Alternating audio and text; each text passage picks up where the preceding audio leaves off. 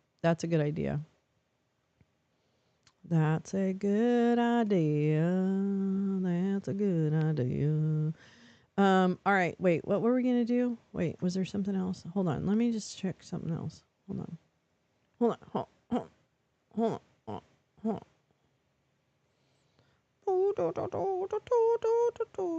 Oh no. Report of a shooting at Appalachia High School in Georgia. Steve Lookner is live. West Virginia. Judiciary. I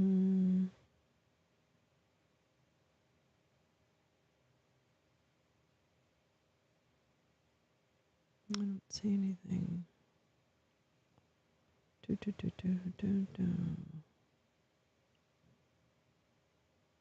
Nope, nope.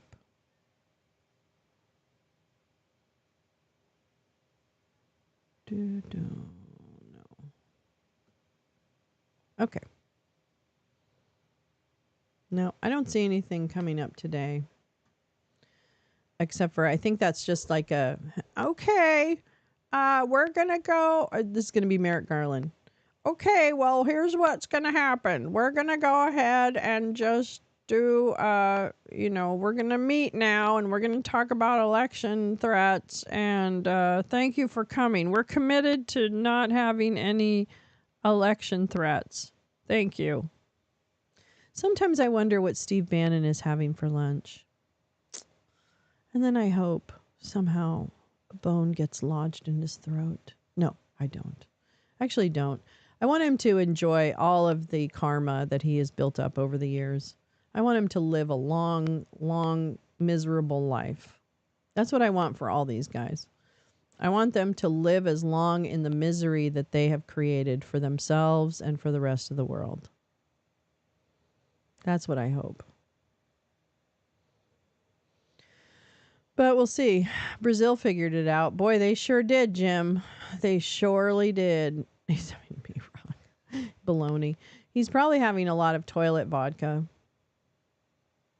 Because I imagine he's more of a vodka man than a wine guy. I think he thinks wine is for the sacrament. You know what I'm saying? Like, I think he's weird like that. I think, remember the movie, movie, what's that movie? The Dan Brown book?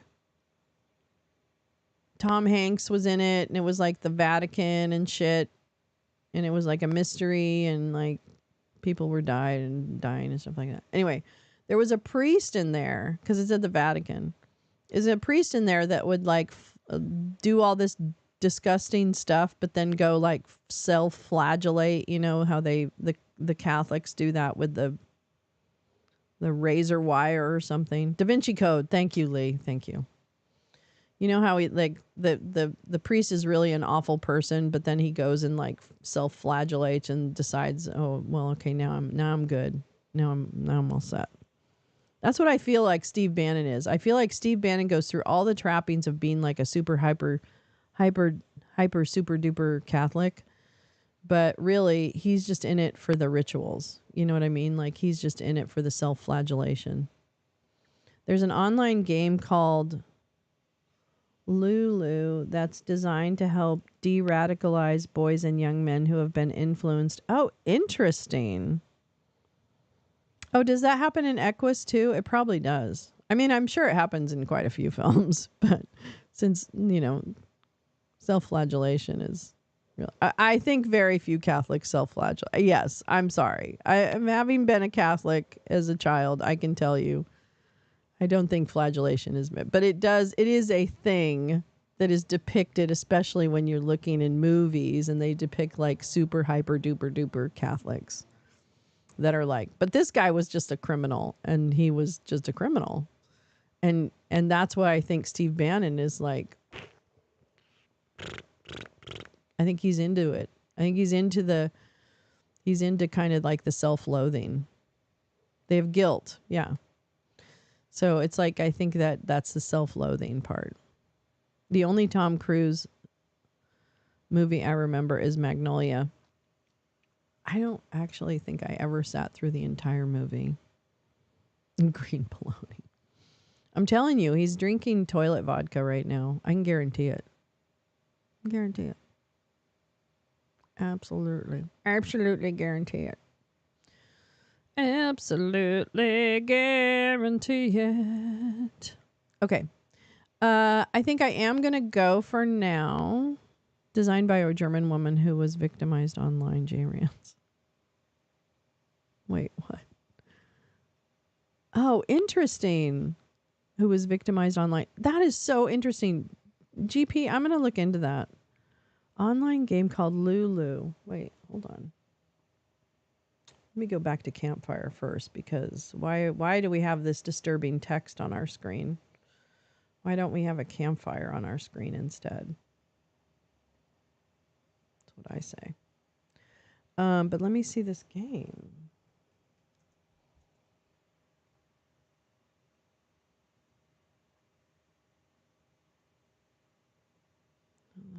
Game.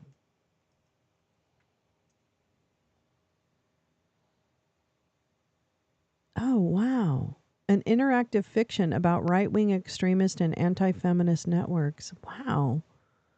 Johannes Schmidt. Lulu is a free smart... I'm going to read about this. Here, I'll show it. Hold on. Hold on, darlings. Oops. That's not what I wanted to do. Okay. So this is it. Lulu. Hold on. Let me move this over.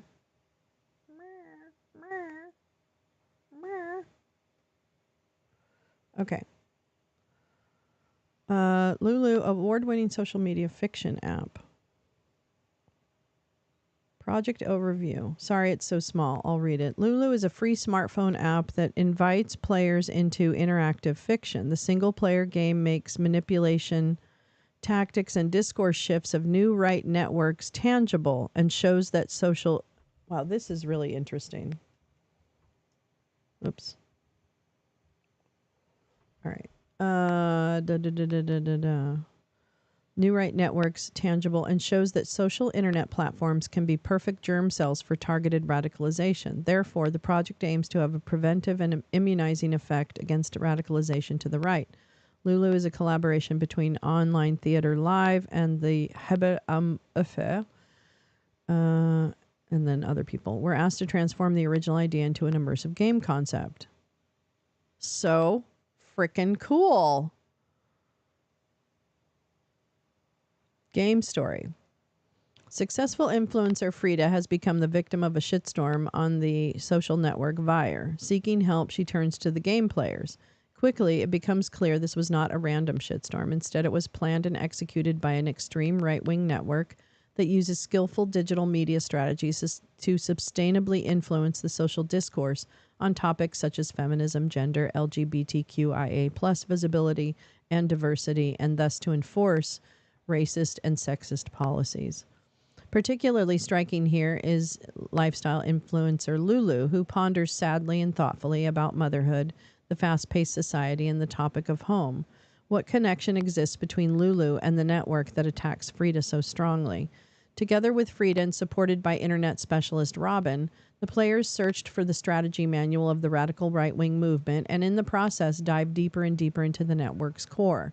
This journey leads through three platforms: Vire, Pling, and Channels. Design. During the work on Lulu, I studied the functionality of social media and platforms. I realized how spoiled we as users are by popular platforms like Facebook, Instagram, etc., in terms of intuitive operation and optimized experience. Achieving a similar standard, at least superficially within the game, was an enormous challenge, but an immersive experience for the players is essential for the game's concept. The players should feel like they're acting and navigating real platforms. Therefore, the degree of freedom within the application had to be as high as possible to avoid the players permanently reaching the limits of the simulation and thus being reminded that it's just a game. This is so interesting. Oh, yeah, totally. Lulu's fashion world. Well, maybe. On the other hand, all players have to make it somehow to the game's finish line. This condition resulted in some unconventional parts of the graphical user interface. For example, some elements needed to be more visually concise in order to ensure that players would notice them. At some stages, quick in-app tutorials were necessary to explain certain functionalities. In addition, I ran a lot of user testing during the design process to see if the difficulty level we anticipated as playable for everyone worked. Based on the test results, I fine-tuned the experience and optimized the design for iOS and Android alongside the development team. I'm going to download this. Lulu has been available on the App Store since June 2021, counts around 5,000 downloads. The real success that we were able to attract attention throughout Germany with the app and sensitize many people to the topic. Oh, that's great. They received the Amadeo Antonio Award in 2021 for innovative and artistic engagement with discrimination and advocacy for human rights and diversity. Moreover, all major media covered Lulu. It was exhibited at various art festivals and still serves as educational materials in schools. This is so great. It's so great. Oh, the trailer of the game. Okay, I'm going to look all this up. Thank you so much, GP. That's so cool. That is so cool. I really like that. I dig it. I dig like, you know, when people like reclaim language or reclaim platforms or reclaim like, you know, or, you know, like all that. I think that's real. Oh, and face things really like with bravery and kind of like shining light on things and saying it's not okay for this shit to exist. It's just not. So you're going to hear about it when you spew that shit. You're going to hear back about it. And at some point, you're going to understand that that is not the right shit to be spewing because it's hateful. And that if you open yourself up to being more accepting, loving, and frankly, minding your own business, but supporting people's right to exist and thrive, then you'll be on the right path. So really, it's not the words as much as it is the concept behind it and the fact that you have this problem with other people by mere fact of the that they exist. And that's wrong. So you have to get right with that. That is a change you have to make. It is. It's just there's no nuance, there's no nothing. If you are advocating that other people have less rights than you do, you are the problem. You are the drama. You need to change. So that's it. I mean, I'm sorry. It's pretty simple, actually. And it could start with just not giving a shit about other people's lives. You could start there. And then maybe you could make your way into actually advocating that everybody has a seat at the table, because when they do, then great things happen. So, sorry. Bad news. Bad news, Bear. This isn't an ideological argument. There's no argument. You're wrong. You're wrong if you're going to deny someone rights. You are wrong. Period.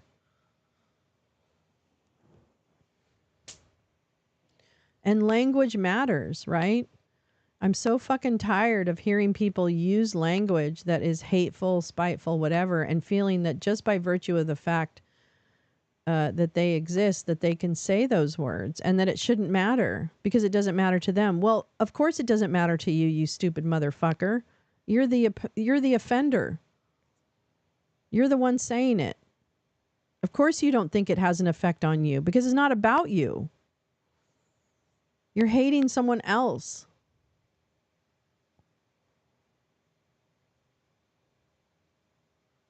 It's about them. It's about how they might feel if you say that word.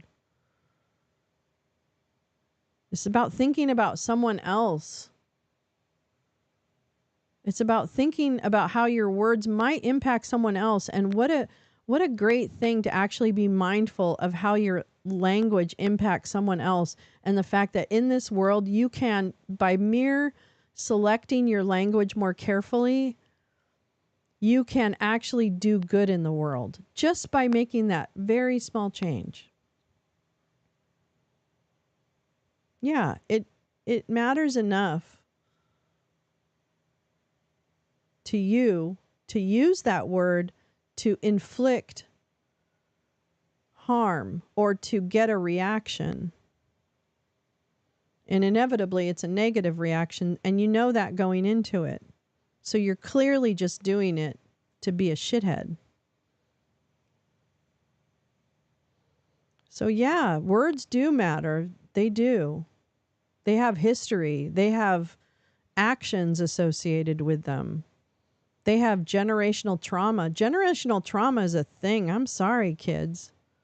You know, you can make fun of shit. You can decide something isn't, well, guess what? It doesn't matter what you think. Yeah, triggered. Yeah, triggering people. Well, that's kind of stupid to spend your time doing that, isn't it? What a waste of time on this marble.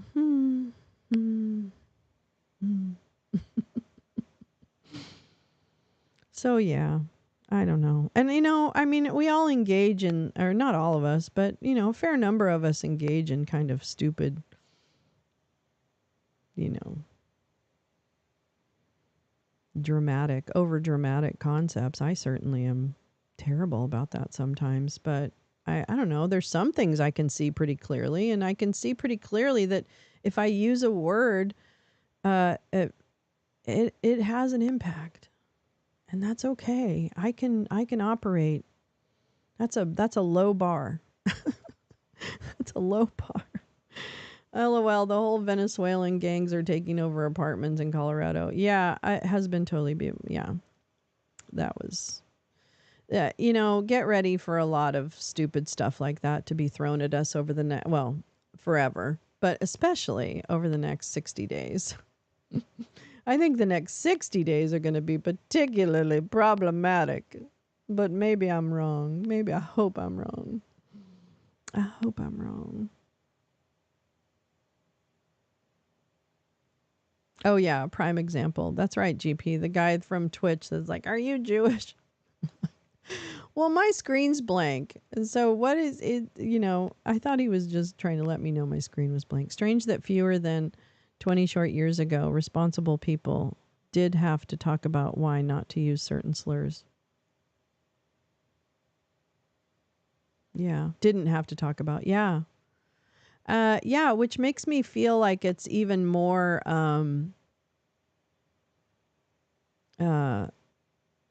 more about the malign influences that help people uncover that, you know, like because I feel like obviously racism and other things are in the surface in there all the time, right?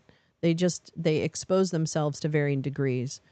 And I believe that Trump and his entourage gave permission for racism to be even louder than it had been before, right?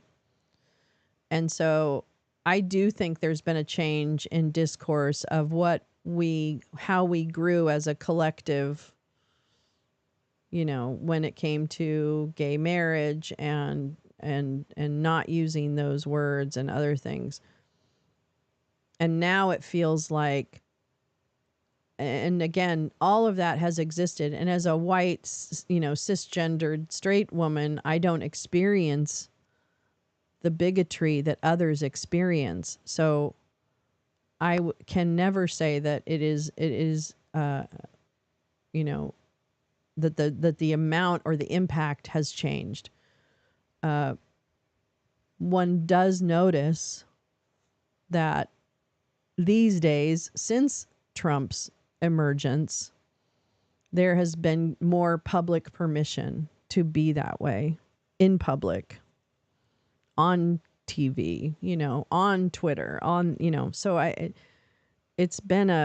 has seemed to be a paradigm shift. I'm hopeful that it ushers in a new existence where we become better at supporting each other as humans and are even louder and more united against the hate That's what I hope emerges out of this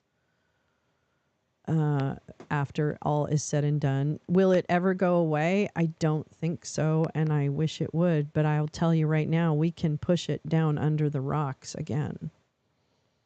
And we can make changes like voting rights that and equality that help everyone get their seat at the table.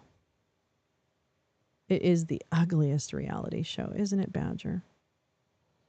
The internet allowed fringe people to find each other. Wow, that is so fucking true, Max. He literally, this is the gathering place.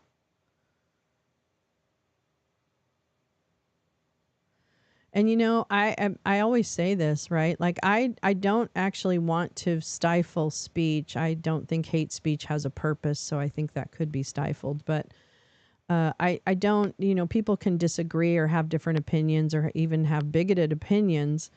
It's that I don't want them impacting our laws, and I really don't want them impacting people's ability to live their lives in peace and tranquility. Disneyland for bigots. It really is. You guys are so right. It really is. And the amount of and you know, part of the solace should be that even though that hate content gets a lot of views, some of those views are people like you and me who hate those people and are monitoring or are, you know, schadenfreudening or whatever we're doing when we're watching that content. So keep in mind that, and I try to do, that there's a fair amount of hate watching happening with the hateful content. And we vote, right? People who care vote. And that's what's most important at the end of the day, at least in some respects, so that we can have a Congress that is made up of people who want to legislate for the good of the country.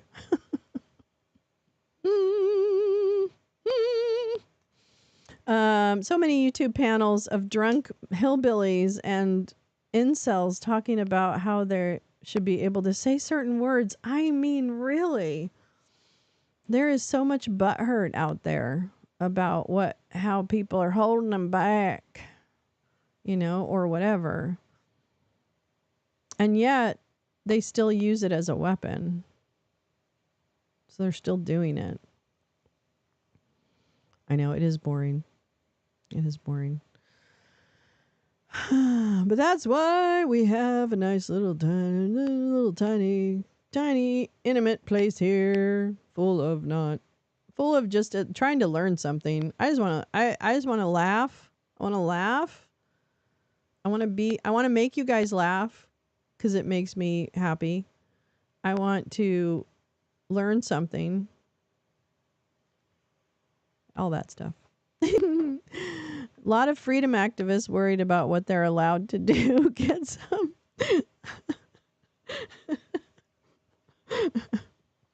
Per some undefined authority, right? They. It's true. That's pretty much it. Freedom activists worried about what they're allowed to do. Oh, speaking of chuds, I will say this. I saved this to watch later too, because there was a lot of little diamonds in this one. Anyway, remember GWT 333, Tom, the trucker, who was with the People's Convoy? He had a live stream last night, and it came up on my homepage.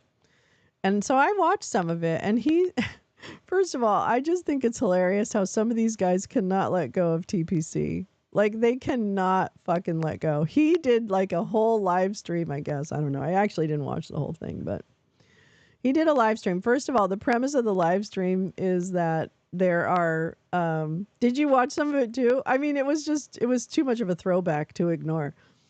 Anyway, so Tom was talking, the premise of the live stream was that Hell's Angels are on their way to Aurora, Colorado to, you know, clean up Colorado or something from the gangs that are taking over apartment building. The gang that's taking over an apartment. Because you only see one thing. Anyway, so he was talking about that. Remember when he threatened? Yes, I do. That's why Tom is like, he was always surprising to me because I always thought he was smart and then he would just end up doing really stupid stuff. He was all, we should be so calm. Tom is such an idiot, but he's doing the same shit. Anyway, he's still obsessed. He still is wearing his varsity jacket from high school. Okay, come on now. We are the libtards. We are the libtards. Anyway, so he I'm telling you, I know it probably just ended up on our feeds. I'm telling, because it's such a throwback. Anyway, so he's talking about that, which is fine. I actually missed that part, but the part that I didn't miss that I caught was he was talking about the People's Convoy and the fact that all of us trolls were so obsessed with where the money was going. And he's referring back before DOA. Like, this is before dot connecting. I know what he's referring to, and he's going OG. Anyway, so sorry, this is convoy talk, but the bottom line is this guy is still living in the middle of the convoy in ways that none of us are. Okay. And I'll bet my bottom dollar on that. He cannot stop talking about the fact that he's still saying the same things. You guys wouldn't believe the gas bills. I'm telling you, that's no money was stolen from that. It was all spent on gas. Yeah, gas and security and hookers and Pepsi. Anyway, that's your convoy corner minute. The Don Quixotes. Yeah, the Don Quixotes are headed to Aurora. I hope they get there in time. I don't know. We'll see. We'll be watching. We'll be watching. Don't watch it. Don't watch it.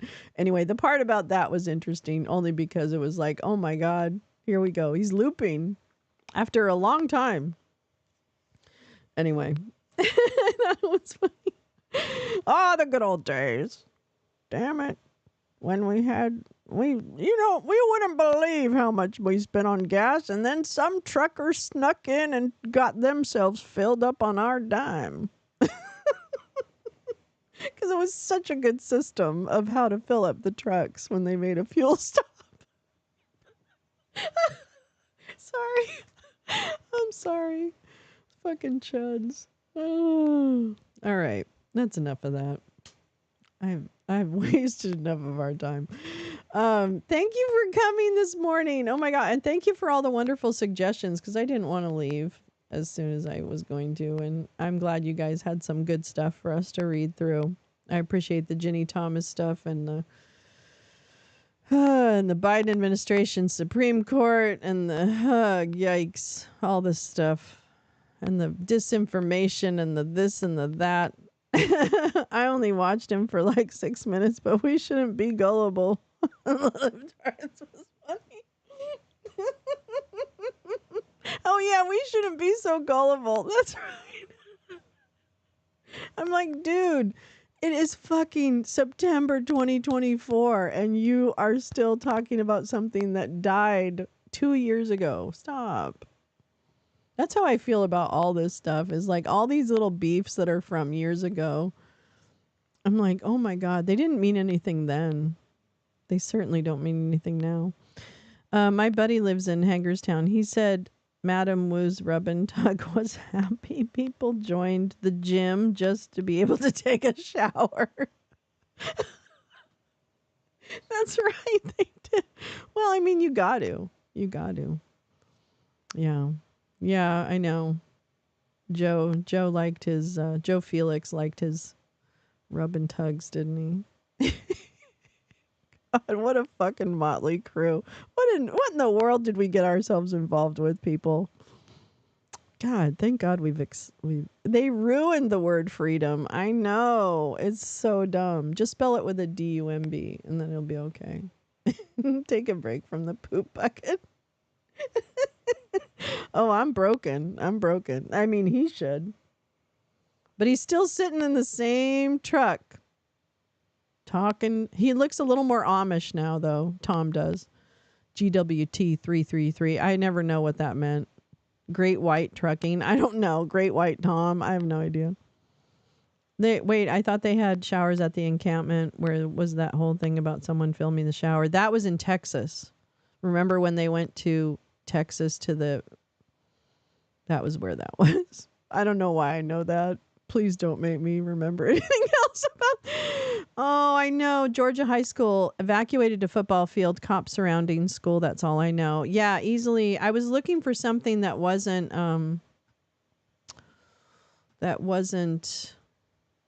someone's stream on that. But let me see if there's any news. Oh, here we go.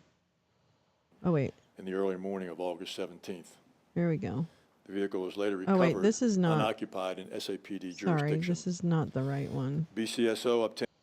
Forgive me. Let's see.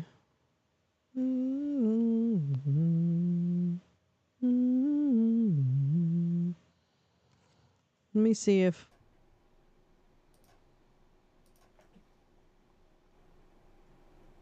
So let's go over what we know here. Hang on a moment here. I know we're sneaking in. Let's go over what we know. Person taken into custody, Teresa. Golden showers, flag dances. So, reports of a shooting at Appalachia High School in Winder, Georgia. 11 Alive reports a suspect is in custody. CNN reports there are multiple injuries from multiple gunshot wounds. BNO News Live says Barrows County Sheriff's Office confirms a suspect is in custody, and they say casualties have been reported. However, details on the number or their conditions is not available at this time. That's according to BNO News Live. They said they heard that from Barrow County. See if I can get any more information about that. Okay, I better get off of his channel because he'll get mad at me. Oh, I do. Coming from Sheriff Judd Smith. This is Barrow County Sheriff's Office, again confirming that a... Hold on. This is what happens. They get the kids out of the school. They get them to a safe location. As parents have been waiting on the streets outside and around the high school, parents have the green light to come. We know for some that's not as easy as it sounds. Maybe they got the call at work trying to figure out the logistics to getting to the kids, getting eyes on the kids, wrapping them up. We have seen a couple of reunions from the perspective of Sky Tracker. And boy, as a mom, when you see that moment and they just put their arms around their child, it just chokes you up because you know the worry that happens when you get those texts or the calls that something has happened at your school. And I think we are all just pausing now to think about, to send love and strength to the families involved, particularly ones who are getting the call that perhaps somebody's been hurt. Because again, from the official press release from the sheriff's office, they're talking about details on the number of casualties, plural, that have been reported. No details on the number or condition available at this time.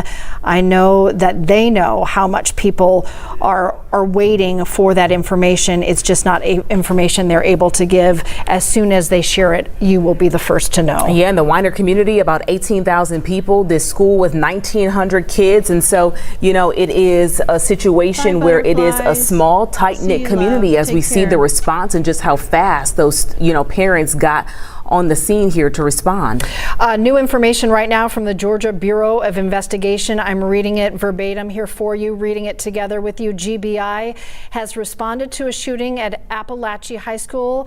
We have agents on site assisting local, state, and federal law enforcement with the investigation. One suspect is in custody. We urge anyone near the area to stay clear while authorities investigate. More info to follow. Again, that is coming just a moment ago from the Georgia Bureau of Investigation.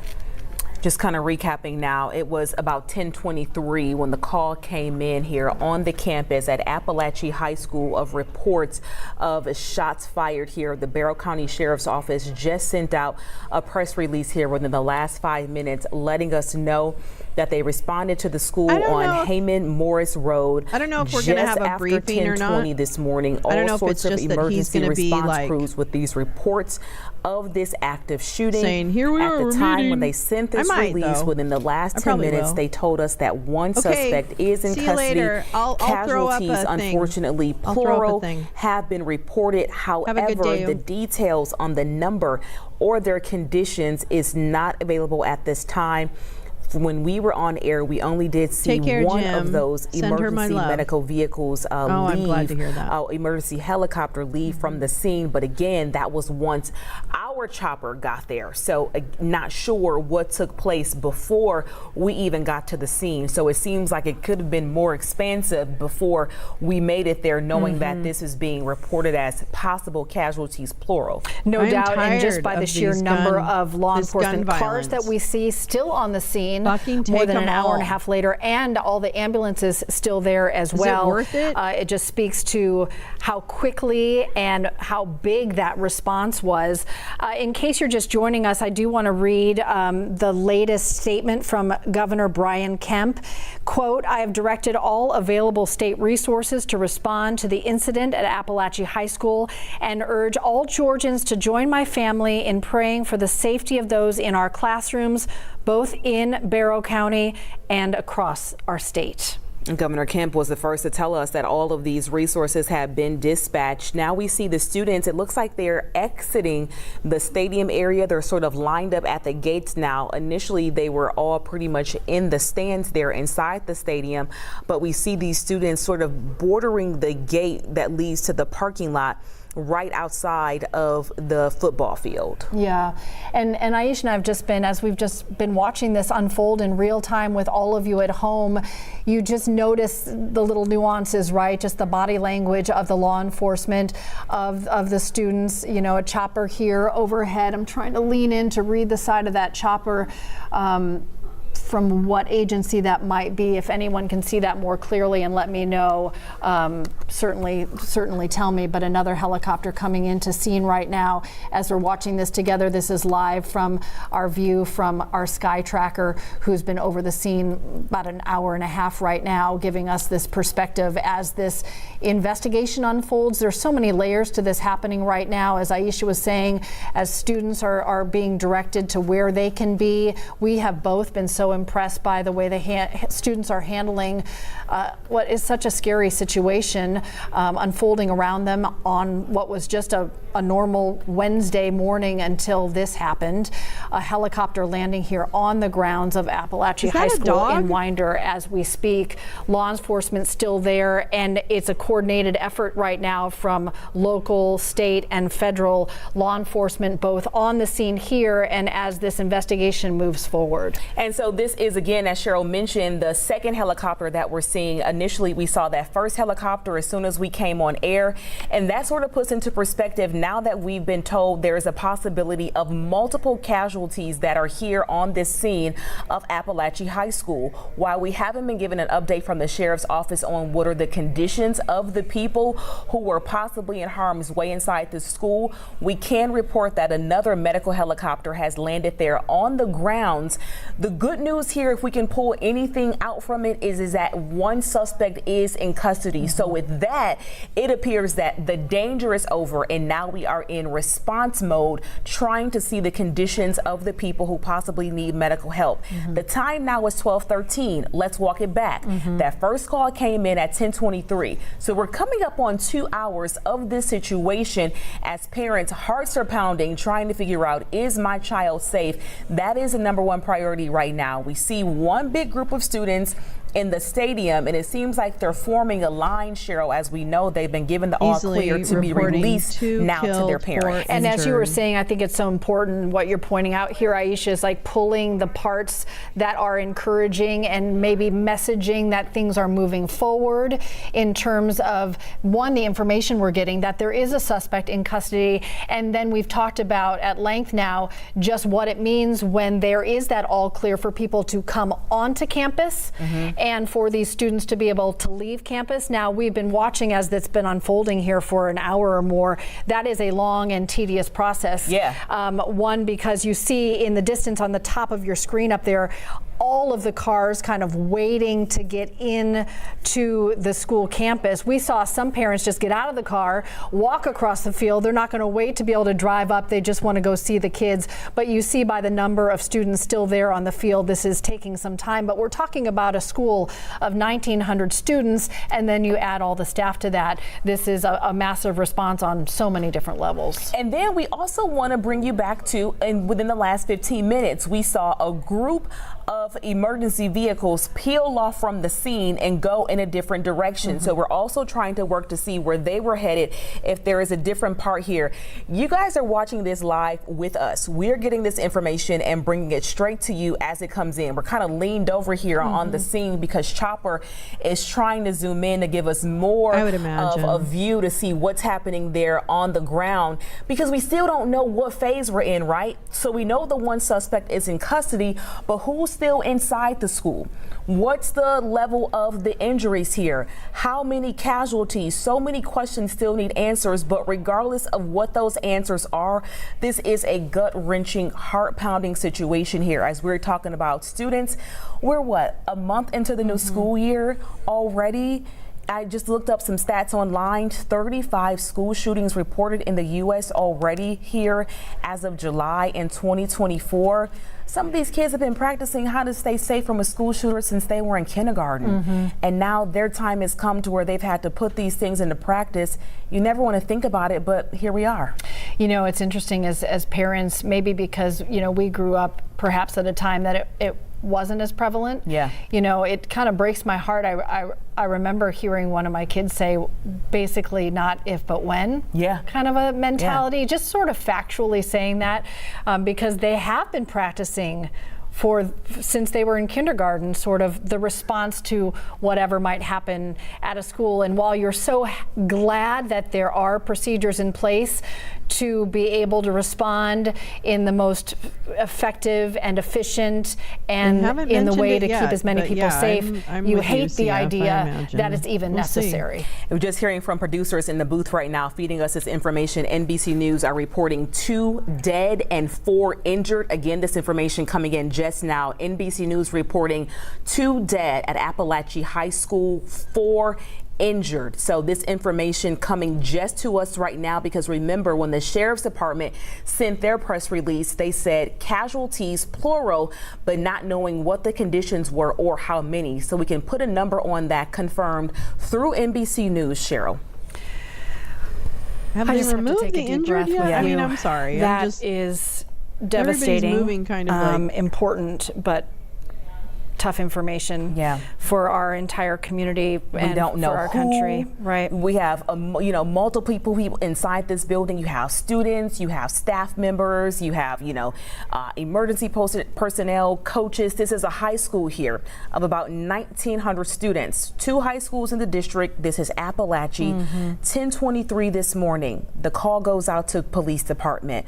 Reports of shots fired here on this campus. Multiple agencies respond, spring into action, get all of these kids out of the school, hard lockdown. We just understand that 11 Alive's Molly Oak on the ground floor. She's finally made it through all of the law enforcement.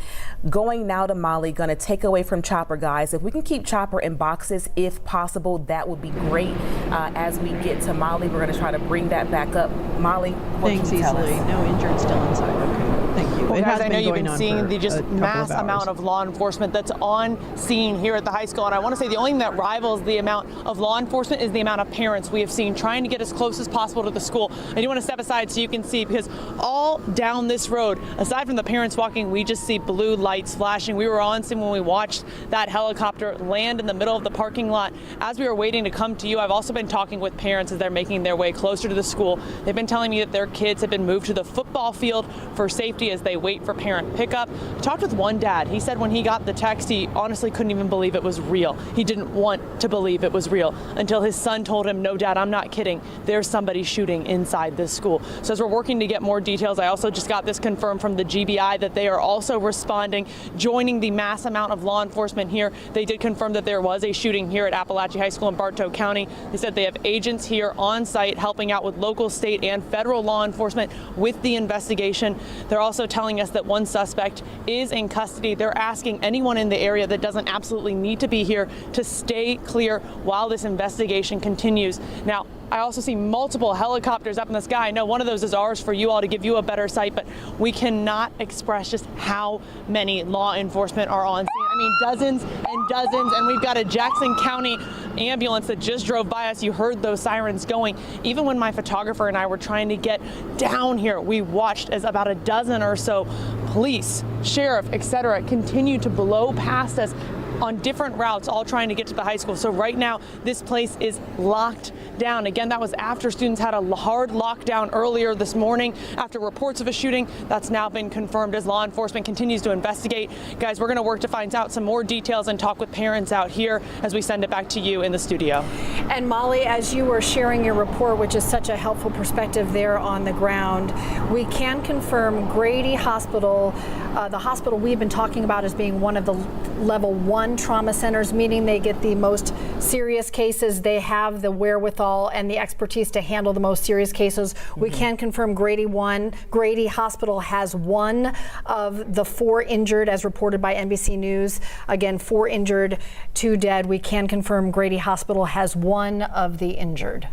We just hate to report that this is a scenario here as these parents try to make it to their kids. We could even see in the background there with Molly just how long that line is of those parents trying to arrive at the scene. But we just kind of want to think and even send our prayers to these families who maybe haven't heard from their child. They can't get through. We don't know how good or bad cell service is right now. The situation has been going on coming up on 2 hours. It is 12:21. That first call came in at 10:23 this morning of someone shooting in that school. I wonder how they're dispersing One suspect kids to is parents. in custody, but we have confirmed through NBC News that 2 people are dead and 4 are injured at this hour. The situation has definitely escalated here as more information comes in.